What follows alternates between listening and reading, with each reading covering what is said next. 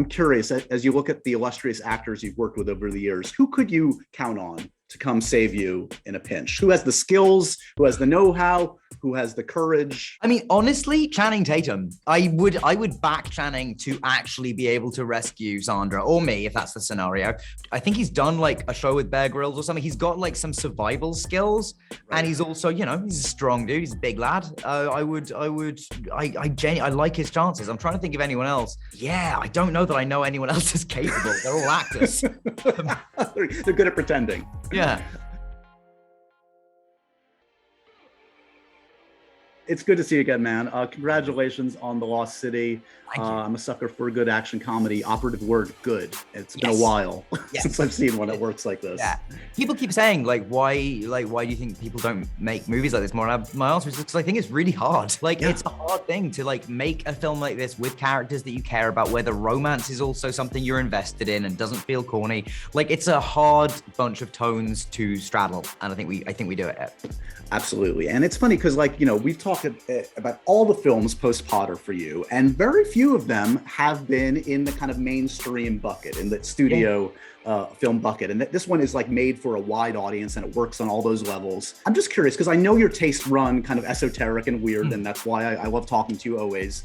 But what do the studios come to you with? Do they have you in any kind of box? What do you get offered? I mean, honestly, I feel like if I do have a studio box now after this, and Now You See Me Too, it's petulant billionaire, which is kind of fine. If that's a role for, if studios need me as the British bad guy and stuff, I'm very happy with that. That's the thing. I'm always up for doing studio movies, but I'm so picky about scripts and something being genuinely funny. Sometimes I'll read stuff that's from a studio and in my head I'll want to I don't know, throw my agents a bone and be I'll do a big movie.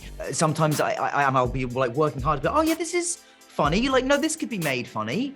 But with this one, it was oh no, this is actually really funny. And this is genuine, the comedy is there. And that's the one thing that if it's not there on the page, it's very hard to imagine it suddenly appearing. And reading it, I was just reading it knowing Sandra and Channing were in it. I was I want to see these guys do these roles. I want to see this movie. So yeah, it was, and I'd recently rewatched The Mummy, the first one, obviously, not the Tom Cruise one. And I do feel it's not the same, but it's a similar tone. I know Romancing the Stone's been referenced a lot, but for me, The Mummy was my comparison of oh yeah, it's a high-stakes adventure movie where the stakes are unbelievably high all the time, and people are in real danger, but everyone's still being really quippy and funny, and there's comedy action, and so for me, I read it and I just watched that, and I was yeah, man, I want to be a part of making something like that. You've worked with some iconic actors who have essayed the best villains in the history of cinema. I mean, obviously, we think of the late Alan Rickman, of course, Hans Gruber. I mean, Sheriff of Nottingham, two of the greats. Yeah. Rafe. I mean, obviously, with Voldemort. Did you consider asking them to remove your nose in this? You could have had a head. That's really the secret to a great villain, right? A missing nose. Yeah, I guess I apparently. Yeah. No, I didn't. Although there was something I will never have one iota of the gravitas that Alan Rickman does. But he is somebody that when you watch him, and there is a precision about his acting that I think is really compelling to watch, particularly in Die Hard, which I watched again not long ago. He's just so funny in it. He's so funny and so good. He's also kind of the smartest character. It's kind of chilling because he's oh wait, this guy actually could win. And then that moment's when he's the Alexander the Great reference, and then the benefits of classical education. It's so it's dripping with intelligence, but also real kind of menace. So yeah, I didn't really take. I don't think I did a lot of homework on that or take inspiration from him, because I think we're very different actors. But this has really just been an excuse to talk about how great Alan is in Die Hard, which I'd never mind doing. There's a joke made at your expense late in the film that I confess I really laughed hard at. I don't know if it was in the script or if they edited in ADR, but there's something. There's a I thought that was a little boy, but then I saw he had a beard, something to that effect. I thought it was a little boy, but it was he has a full beard. Yeah. So when you hear a line like that, I know this is from experience, you're pretty cool with jokes at your expense. Did you enjoy that when you saw it in the script or heard it in ADR or what? 100%. I did my first comedy probably was actually on stage was a show with me and John Larroquette. And for anyone who doesn't know, I am 5'5". John Larroquette is 6'5". There is a full foot of height between us. And I immediately was just like, yeah, no, height difference is comedy. Like that, I learned that on this. There's also a line which I'm really proud of because it was ad-libbed and it goes for nothing in the film, but I really like it. When Channing looks into the tunnel late on and says, I don't think that's person size, and I say, speak for yourself, which I think is a really good joke, and I'm really happy with it. You mentioned the jungle. I don't think of you, and I take this in the spirit of which it's intended, because I count myself as an indoor kid myself. I don't think of you as this being your milieu necessarily. No. Yeah. Is that fair to say? 100%. I spent a lot of time in the Weirdly on jobs, but no, my natural setting is not in nature. It's in a room. There's something about doing a job out in the jungle though that is great, because growing up on Potter, you'd always hear all the crew talking about, going and filming on Bond or I don't know, Gladiator, and getting to go to all these exotic locations. And we were just filming outside of Watford, and then occasionally we get to go to Scotland. And so I was always like, oh man, I never get to go any of these places. And then so when I'm filming in jungles now, I am kind of like, oh yeah, we're making a movie. This is cool. I believe your new buddy now, Channing, who's going to save you apparently in the future, is off right now making his new Magic Mike film. Yes, have you campaigned for the role of a stripper? What's your song? Are the moves ready? You can dance. We know this. I can dance. Is there a Broadway stripper act? There must be. Maybe tap stripping is something that has not happened yet, and maybe it needs to. Yeah, that would be my pitch. You've done nudity on stage. You have the dance skills. I'm just saying. Put them together. Yeah, exactly. It's time. Speaking of music, I know you just shot this very exciting new flick, this biopic about the great Weird Al. How do the loved ones in your life like your newfound accordion skills? Is that something that drives people insane, or you know what? Fortunately, the accordion is, it's not the bagpipes. It's not an inherently angering instrument. I think honestly, the first few weeks of learning it was rough for Erin, because I was basically playing the beginning of My Bologna, but never getting to the part where you say My Bologna.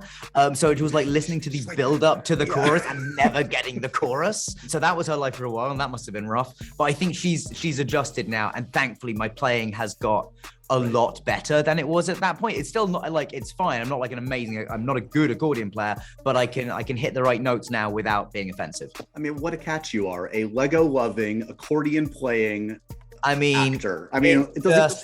It is lucky for her that no, it's lucky for me we didn't meet now. Otherwise she'd be like, oh God, no. We all loved the Potter reunion recently. One of my favorite moments was you and Helena Bonham Carter, which it made me laugh so much, in which she kind of revealed, she outed you as having this longtime crush, which you, I guess, outed to her at the conclusion of the film series. I mean, dude, that takes a lot to say that. Were you nervous about I think that's the confidence of youth, isn't it? It's the confidence of being like, I'm 17, she doesn't care.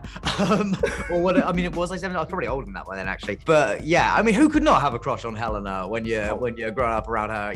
And she was. I honestly had completely forgotten that I had done that, and when she showed me that photo, I was like, oh my God, no, a bad pun, and I flirted with you. It's all of my nightmares. The interview with Helena was so lovely, because I've seen her a couple of times over the years, but I suddenly realized I had only had conversations with her when I was a kid.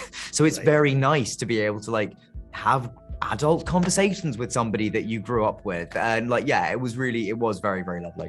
I know you've said recently, the time is not now for another Potter thing. You need some more distance. Totally understandable. I'm just curious, between you, Emma, and Rupert, is there a spoken or unspoken understanding that we're gonna wait until we're all ready, it's all of us or none of us, that kind of thing? Have you ever discussed it in that way? It's definitely, if there is, it's unspoken. I do think there is an unspoken thing where we can all just kind of see that we're all enjoying doing lots of different things right now. Let's just keep doing that for a while. So I don't speak for Emma and Rupert with this. I'm sure they would have their own answers. I don't want to be the headlines tomorrow and be like, Dan Radcliffe says no one's coming back. I think it is just, it feels way too close to even think about right now. So again, I never say never, because never gets you in trouble. But yeah, generally speaking, there's just, it's just not something that I'm rushing back to at this moment. I know you're a late bloomer to Star Wars. I think of that because they just launched the like Star Wars hotel theme thing, and I feel like it's. I don't know if you're into that, if that appeals to you at all, because it feels inevitable that they're gonna. It feels cool, but that's the one where they like wake you up at like 3 a.m. and be like, "This is a drill." Like, exactly, okay. We're being attacked. Like, yeah, I guess that would, no. You know what? Actually, if I had kids that were into Star Wars, that would be amazing. Yeah, you are right. There does seem like there would be a Potter version of that not far behind, but yeah, and that's where you're going to live. You're going to live in Hogwarts Castle. That's where you obviously want to be. That's where I do the last 20 years of my career. I just do a residency. Yes. Your dinner theater years. Yeah, exactly. You are coming back to New York to come to the stage where I always love to see you, and you're doing a musical for the first time in a long while. Yeah, first time in 10 years. No less than Sondheim. Had you been looking for a while to return to your musical theater love?